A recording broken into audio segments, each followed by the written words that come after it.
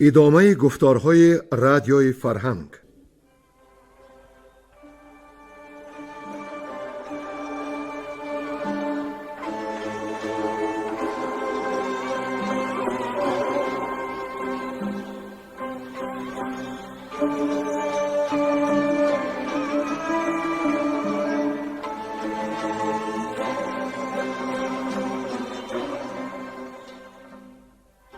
بسا رنج بردم در این سال سی، عجم زنده کردم بدین پارسی. بسا رنج بردم در این سال سی، عجم زنده کردم بدین پارسی.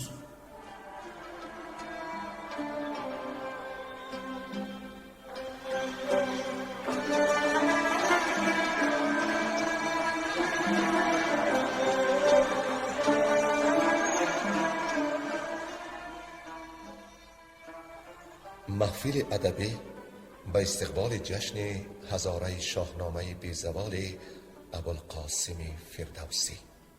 صدر محفل لایق شیرعلی.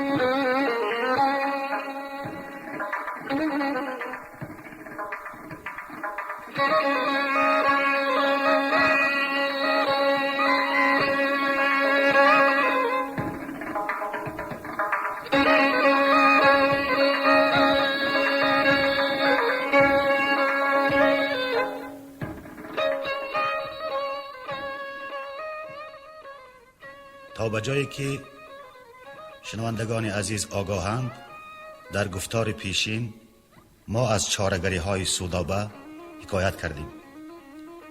سودابه به فریفتن کاووس حیله ساخت، جامه خود را در تن پاره کرد، به ناخن رخانش را خراشید و این همه را به سیاوش بهتان زد، گویا سیاوش به او دست درازی کرده باشد. کاووس سیاوش و سودابه را پیش خود فرا خواند تا موی را از خمیر جدا کند. سیاوش می گفت که این همه گفته های سودابه مکر و دستان است. سودابه دام نیرنگ می بافت و می گفت که سیاوش تن او را خواسته و بر او درآویخته تا به جایی که طفل در نهان داشتهش را عنقریب کشته. شاه به دل گفت که این گفتار هر دو درست نیست. پس سراپای سیاوش را ببویید. چون بوی مشک و گلابی که از سودابه یافت در او نیافت، یقین کرد که سودابه گناهکار است. پس سودابه زنی را پیدا کرد که در شکم بچه داشت. به او زر و سیم داد تا بچهش را بیفکند و سودابه به کاووس گوید که این بچه از اوست و از رنج سیاوش افگانه شده است. آن زن چون شب فرا رسید، داروی خورد، دو کودک دیوزادش افتاد. سودابه آن دو کودک را در تشت گرفت و فغان برداشت. از کاخ همه آگاه شدند و کاووس نیز خبر یافت و آمد و سودابه را با دو کودک مرده دید. پس اخترشناسان را فرا خواند. آنها با زیچ و سلاب یک هفته اسرارکشایی کردند و گفتند که این دو کودک از گوهر شهریاران نیستند، بلکه از دیگر مادرند و نشانهای آن ناپاک زن را وانمودند. سودابه بنالید و از شاه داد خواست. شاه فرمود تا زن بدکنیش را پیدا کنند. روزبانان درگاه آن زن بدبخت را یافته به خواری نزد شاه آوردند. شاه فرمان داد که اگر زن جادو بر گناه خیش اقرار نکند، میانش را به اره ببرند. زن گفت که او بیگناه است، اما ستاره شناس می گفت که این دو کودک از این جادو زنند. سودابه گفت که این راز است و از بیم سیاوش یارای گفتن ندارد. پس موبدان به این قرار آمدند که سودابه و سیاوش از آتش باید بگذرند. کسی بیگناه باشد گزند نخواهد دید. از این بادافره بعد سودابه سر پیچید و گفت: دو کودک را از شاه افگانه کرده است. از این سخت‌تر چطور جزای باز میتواند باشد؟ این مجازات سزای سیاوش است، زیرا بدکرداری از او رخ زد. سیاوش راضی شد تا بر آتش بگذرد. 100 کاروان هیزم آوردند، مثل کوه بلند کردند، نفت ریختند و آتش افروختند. سیاوش در سر خود زرین سوار اسب سیاه خود را بر کوهی پرزبانه آتش زد و با لبان پرخنده بیگزند بیرون آمد. کاووس با کیهان و میهان شادمانی کردند. سودابه روی موی میکند. شاه از پاکیزه گوهری سیاوش سر بر آسمان میسود و 3 روز جشن و سور آراست. و اینک دنباله داستان را بشنوید. گویندگان: ساربان، گلنیسا زمانی، بازار صابر و تمینه.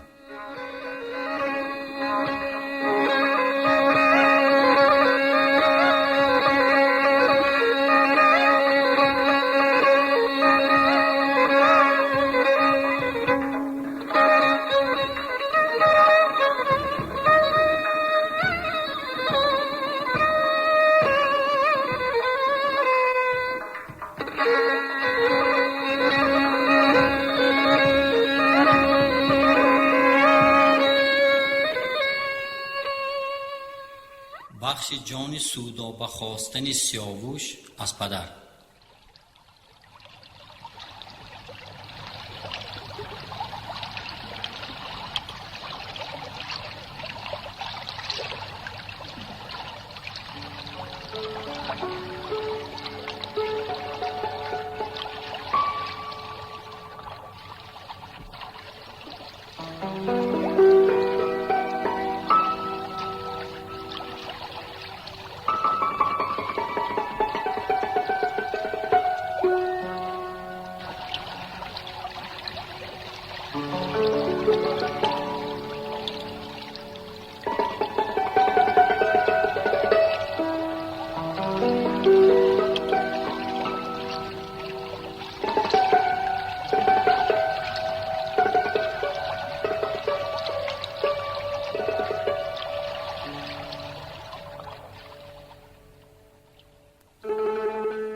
چهارم به تختی کی برنشست، یکی گرزه گاو پیکر بدست.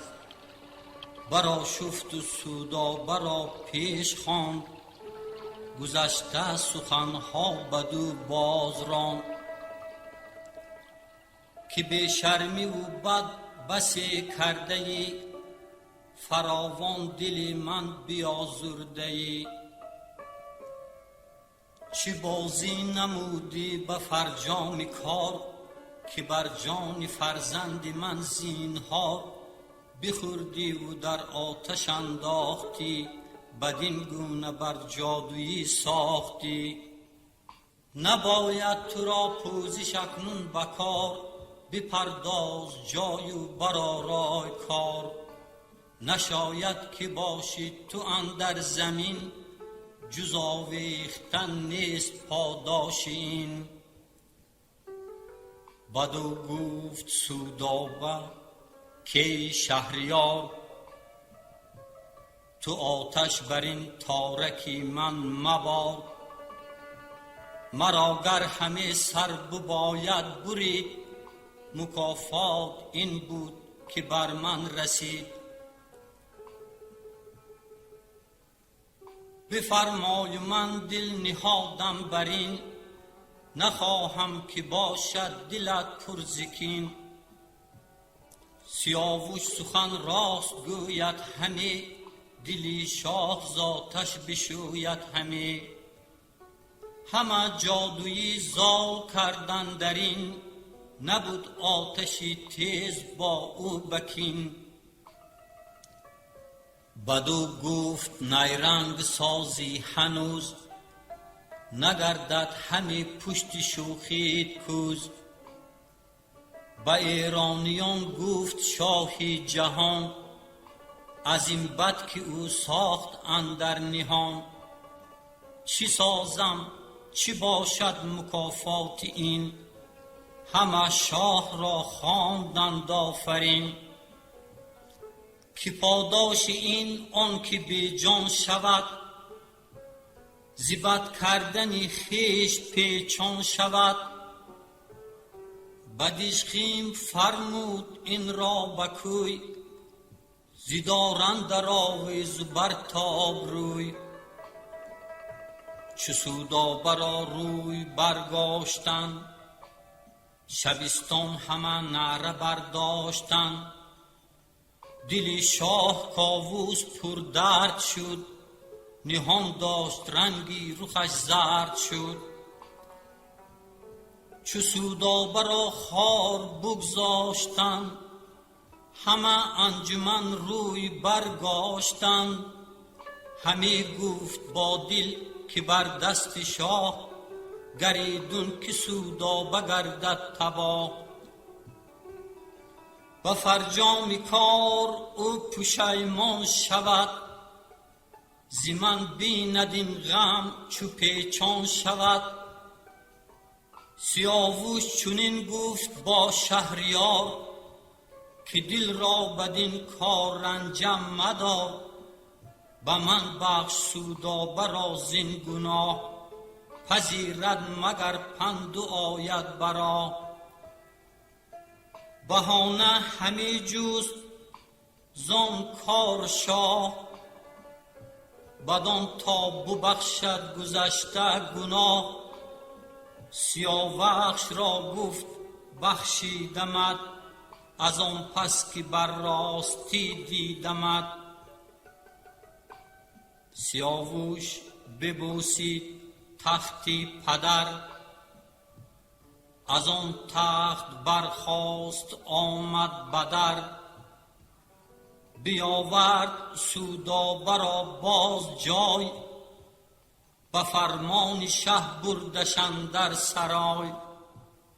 شبستان همه پیش سودابه باز، دویدند و بردند یک یک نماز. بر این گونه بگذشت یک روزگار، برو گرم تر شد دل شهریار.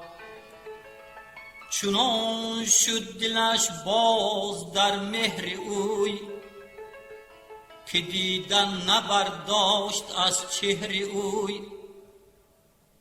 دیگر باره با شهریار جهان، همی جادویی ساخت اندر نهان. بدان تا شود با سیاوخش بد، بدان سان که از گوهری بد سزد. ز گفتار او شاه شد بدگمان، نکردیج بر کس پدید از نهان. بجایی که کار چنین او فتاد، خرد باید و دانش و دین و داد. چنان چون بود مردمی ترسکار، براید بکامی دلی مرد کار. بجایی که زهرا گند روزگار، از او نوش خیرم مکن خواستار. تو با آفرینش پسندن نیی، مشو تیز چون پرورندن نیی. چونین است کردار گردان سپهر، نخواهد کشادن همی بر تو چهر. یکی داستان زد بر این رهنمون، که مهر فزون نیست از مهر خون.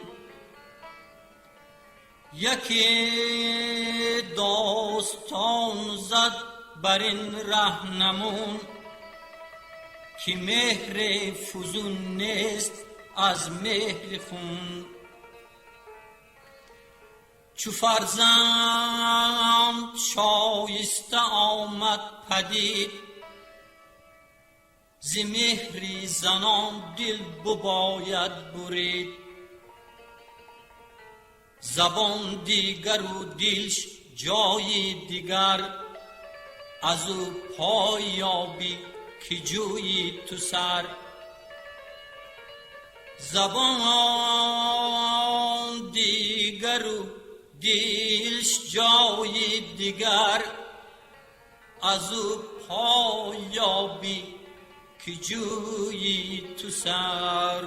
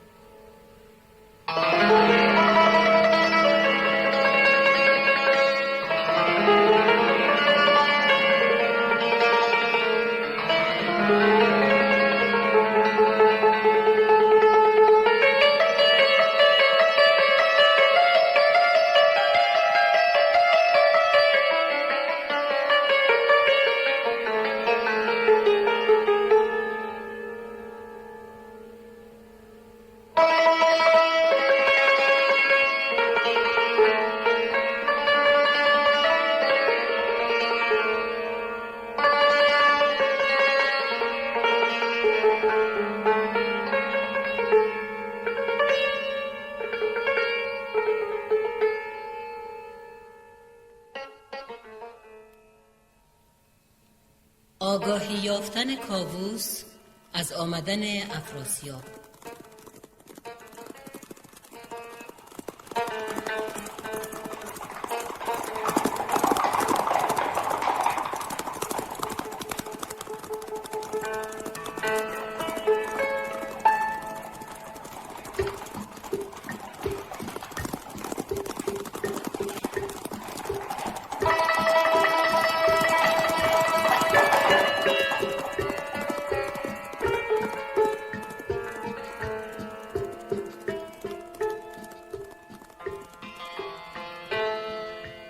به شهر اندرون بود شاه جهان، که بشنید گفتار کاراگهان.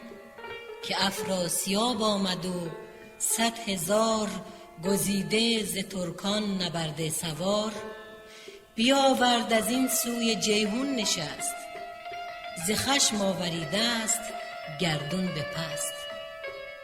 دل شاه کاووس از آن تنگ شد، که از بزم جایش سوی جنگ شد.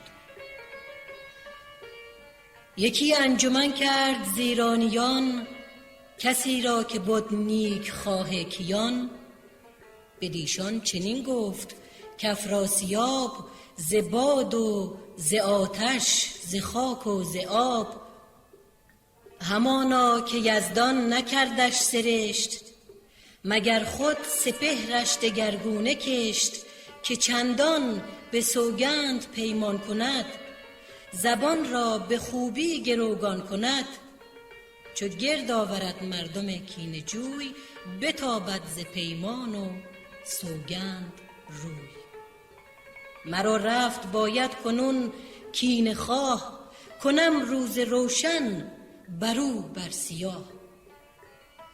مگر گم کنم نام او در جهان، وگرنه چنین هر زمان ناگهان. سپه سازد و کار ایران کند، بسی زین بر و بوم ویران کند. بدو گفت موبد چه باید سپاه، چه خود رفت باید به آوردگاه. چرا خواسته داد باید به باد، در گنج چندین چه باید گشاد.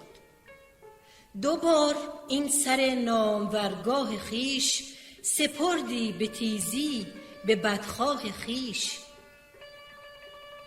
کنون پهلوانی نکو برگزین، سرافراز جنگ و سزاوار کین. فرستش تو بر تخت آرام گیر، بسان کمان آوری راستیر. چنین داد پاسخ بدیشان که من نبینم کسی را از این انجمن که دارد پی و تاب افراسیاب. مرا رفت باید چو کشتی بر آب. شما باز گردید تا من کنون بدین کار دل را کنم رهنمون. سیاوخش از آن دل پراندیشه کرد، روان را ز اندیشه چون بیشه کرد. به دل گفت من سازم این رزمگاه، به چربی بگویم بخواهم ز شاه. مگر کم رهایی دهد دادگر ز سودابه و گفتگوی پدر. و دیگر که از این کار نام آورم، چنین لشکری را به دام آورم. بشد با کمر پیش کاووس شاه، بدو گفت من دارم این پایگاه. که با شاه توران بجویم نبرد، سر سروران اندر آرم بگرد. چنین بود رای جهان آفرین، که او جان سپارد به توران زمین. به رای و به اندیشه نابکار، کجا باز گردد بد روزگار. بدین کار همداستان شد پدر، که بندد بر این کین سیاوش کمر. از او شادمان گشت و بنواختش، به نوی یکی پایگه ساختش. بدو گفت گنج و گهر پیش توست، تو گویی سپه سر به سر خویش توست. ز گفتار و کردار و از آفرین، که خوانند بر تو ز ایران زمین. گو پیلتن را بر خویش خواند، بسی داستانهای نیکو براند. بدو گفت همزور تو پیل نیست، بمانند رای تو خود نیل نیست. ز گیتی هنرمند و خاموش تویی، که پروردگار سیاوش تویی. چو آهن ببندد به کان گهر، گشاده شود چون تو بستی کمر. سیاوش بیامد کمر برمیان، سخن گفت با من چو شیر ژیان. چه گویی در این کار نیکو ببین، سیاوخش خواهد همی جست کین. بخواهد همی جنگ افراسیاب، تو با او برو رو از او بر متاب. چو بیدار باشی تو خواب آیدم، چو آرام گیری شتاب آیدم. جهان ایمن از تیر و شمشیر توست، سر ماه بر چرخ در زیر توست. تهمتن بدو گفت من بندم، سخن هر چه گویی نیوشندم. سیاوش چو چشم و روان من است، سر تاج او آسمان من است. چو بشنید از او آفرین کرد و گفت، که با جان پاکت خرد باد جفت.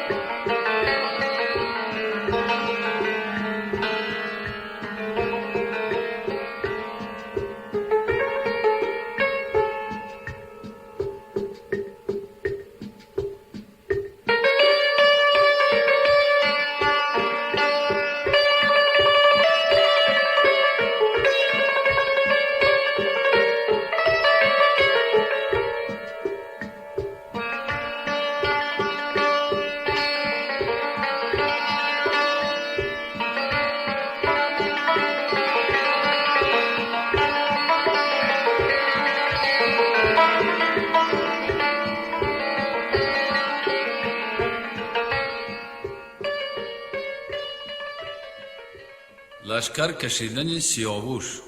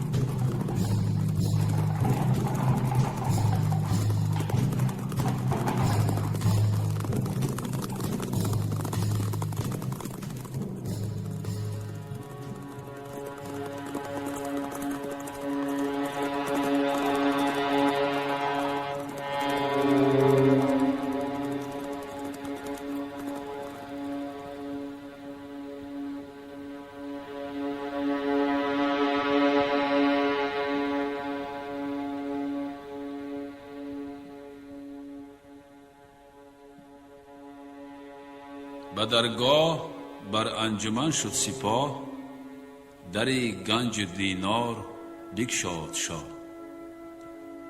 ز شمشیر و گرز و کلاه و کمر، همان خود و درع و سنان و سپر. به گنجی که بود جامه نابرید، فرستاد نزد سیاوش کلید. که برخان و برخواسته کت خدای، توی ساز کن تا چی آید رای. گزین کرد از آن نامداران سوار، دلیران جنگی 12,000. هم از پهلوی، پارس، کوچ و بلوچ، ز گیلان جنگی و دشت سروج. سپرور پیاده 12,000 گزین کرد شاه از دری کارزار. از ایران هر آن کس که گوزاده بود، دلیر و خردمند و آزاده بود. به بالا و سال سیاوش بودند، خردمند و بیدار و خاموش بودند. ز گردان جنگی و نامآوران، چو بهرام و چون زنگه شاوران. همان 5 موبد از ایرانیان، برافراخته اختری کاویان. بفرمود تا جمله بیرون شدند، ز پهلو سوی دشت و هامون شدند. تو گفتی که اندر زمین جای نیست، که بر خاک او نعل را پای نیست. سر اندر سپهر اختری کاویان، چو ماهی درخشنده اندر میان. ز پهلو برون رفت کاووس شاه، یکی تیز برگشت گردی سپاه. سپه دید آراسته چون عروس، به پیلانی جنگی و آوای کوس. یکی آفرین کرد پرمایه کی، که ای نامداران فرخنده پی. مبادا بجز بخت همراهتان، شده تیره دیدار بدخواهتان. به نیکختر و تندرستی شدند، به پیروزی و شاد باز آمدند. 2 دیده پر از آب کاووس شاه، همی بود یک روزه با او برا. سرانجام مر یکدیگر را کنار گرفتند، هر دو چو ابر بهار. ز دیده همه خون فرو ریختند، به زاری خروشی برانگیختند.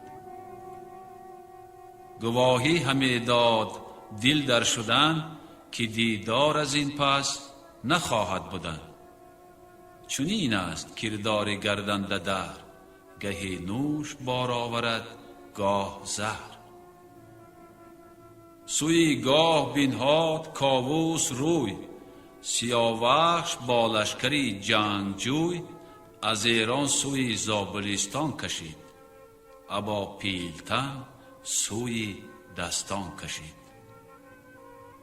همی بود یک چند با رود و می، به نزدیکی دستان فرخنده پی. گهی با تهمتن بودی می به دست، گهی با زواره گزیدی نشست. گهی شاد بر تخت دستان بودی، گهی در شکاری نیستان بودی. چو یک ماه بگذشت لشکر براند، گوی پیلتن رفت و دستان بماند. ز زابل هم از کابل و هندوان، سپاه برفتند با پهلوان. ز هر سو که بود نامور مهتره، بخواند و بیامد به دشت هری. از ایشان پیاده فراوان ببرد، بره زنگه شاوران را سپرد. سوی طالقان آمد و مرو رود، سپهرش همی داد گفتی درود. و از آن پس بیامد به نزدیک بلخ، نیازرد کس را به گفتار تلخ. و از آن سوی گرسیوز و بارمان، کشیدند لشکر چو باد دمان. سپهرم پس و بارمان پیش رو، خبر شد بدیشان ز سالار نو. کی آمد ز ایران سپاه گران، همه نامداران کنداوران. نوند برافگند هنگام خواب، سپه بود به نزدیکی افراسیاب. کی آمد دلاور سپاه گران، سپه بود سیاوخش و با وی سران. سپه کش چو رستم گوی پیلتن، به یک دست خنجر به دیگر کفن. گر دونک فرمان دهد شهریار، سپه برنشانم کنم کارزار. تو لشکر بیارای و چندین مپای، که از باد آتش بجنبد ز جای. برانگیخت برسان آتش هیون، کزان سان سخن داشت با رهنمون. سیاوش بدان جایگه هم نماند، سوی بلخ چون باد لشکر براند. چو تنگ اندر آمد از ایران سپاه، به پاسخ نشایست کردن نگاه.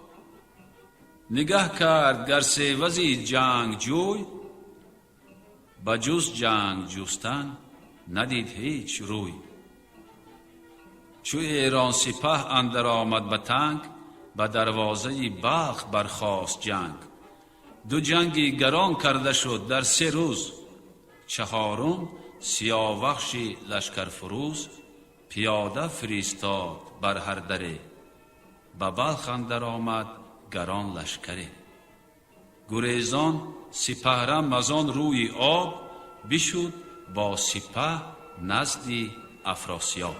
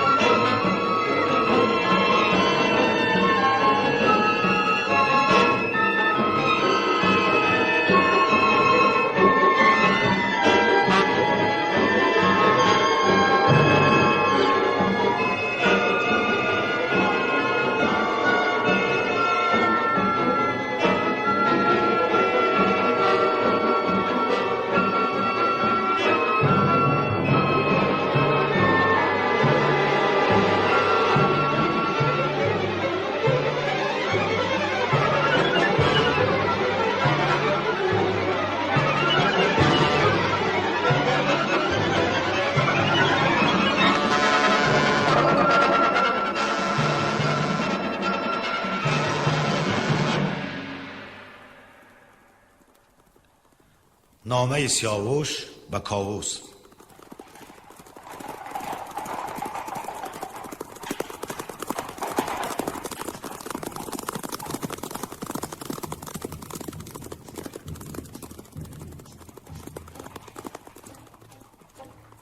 سیاوش چو در بلخ شد با سپاه، یکی نامه فرمود نزدیک شاه.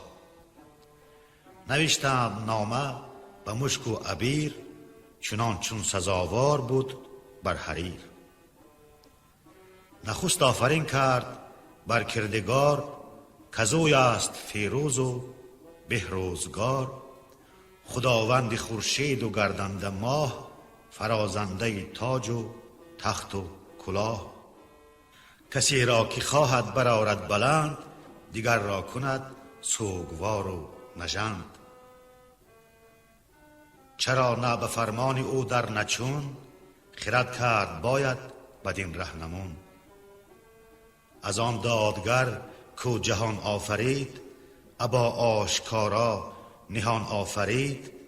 همه آفرین باد بر شهریار، همه نیکویی باد فرجام کار. به بلخ آمدم شاد و پیروز بخت، به فری جهانداری با تاج و تخت.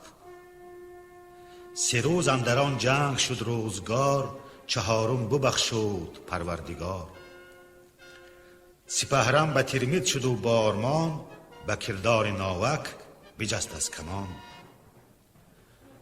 کنون تا به جیهون سپاه من است، جهان زیر فری کلاهی من است.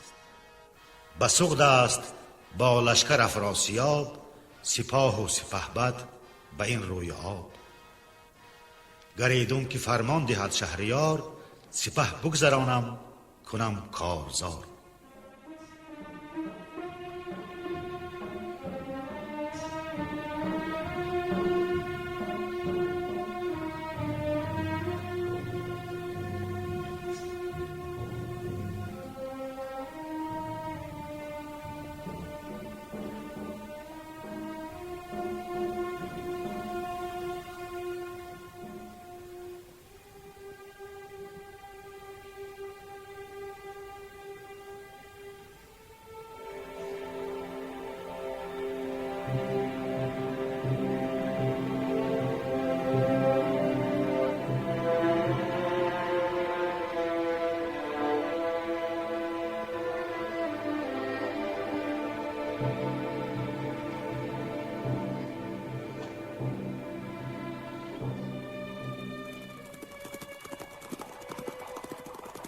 پاسخ نامه سیاوش از کیکاووس.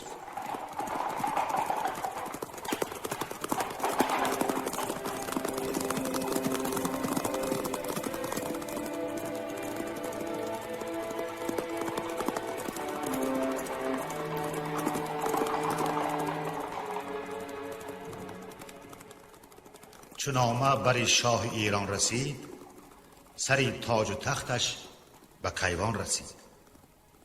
به یزدان پناهید از او جست بخت، بدان تا به بار آید آن نو درخت. به شادی یکی نامه پاسخ نوشت، چو روشن بهار و چو خرم بهشت. که از آفریننده هور و ماه، جهاندار و بخشنده تاج و گاه. تو را جاویدان شادمان باد دیل، ز درد و ز غم گشته آزاد دیل. همیشه به پیروزی و فرهی، کلاه بزرگی و تاج مهی. سپه بردی و جنگ را خواستی، که بودت سری بخت و هم راستی. همه از لبت شیر بوید هنوز، که زد بر کمان تو از جنگ توز. همیشه هنرمند بادا تنت، رسیده به کام آن دلی روشنت. از این پس که پیروز گشتی به جنگ، به کار اندرون کرد باید درنگ. نباید پراکنده کردن سپاه، بپیمای راه و بیارای گاه. که آن ترک بد پیشه و ریمن است، که هم بد نژاد است و اهریمن است. همان با کلاه است و با دستگاه، همو سر برآرد به خورشید و ماه. مکن هیچ بر جنگ جستن شتاب، به جنگی تو خود آید افراسیاب. گریدون که زین روی جیهون کشد، همی دامن خیش در خون کشد. نهاد از بر این نامه بر مهر خویش، همانگه فرستاده را خواند پیش. بدو داد فرمود تا گشت باز، همه تاخت اندر نشیب و فراز. فرستاده نزد سیاوش رسید، چو آن نامه شاه ایران بدید. زمین را ببوسید و دل شاد کرد، ز بند غمان پس دل آزاد کرد. نگه داشت بیدار فرمان او، نپیچید دل را ز پیمان او. وزان پس چو گرسیوز شیر مرد، بیامد بر شاه توران چو گرد. بگفت آن سخنهای ناپاکی تلخ، که آمد سپهبد سیاوش به بلخ. سپهکش چو رستم سپه بیکران، بسی نامداران و جنگاوران. به هر یک ز ما بود 50 بیش، سرافراز با گرزه گاومیش. پیاده به کردار آتش بودند، سپردار و با تیر و ترکش بودند. نپرید بر گرد ایشان عقاب، یکی را سر اندر نیامد به خواب. 3 روز و 3 شب بود همزین نشان، غمی شد دل مرد و گردن کشان. و از ایشان کسی را که خواب آمدی، ز جنگ دلیران شتاب آمدی. بخفتی و آسوده برخاستی، به نوی یکی جنگ آراستی. برآشفت چون آتش افراسیاب، بپیچید از جای آرام و خواب. به گرسیوز اندر چنان بنگرید، که گفتی میانش بخواهد برید.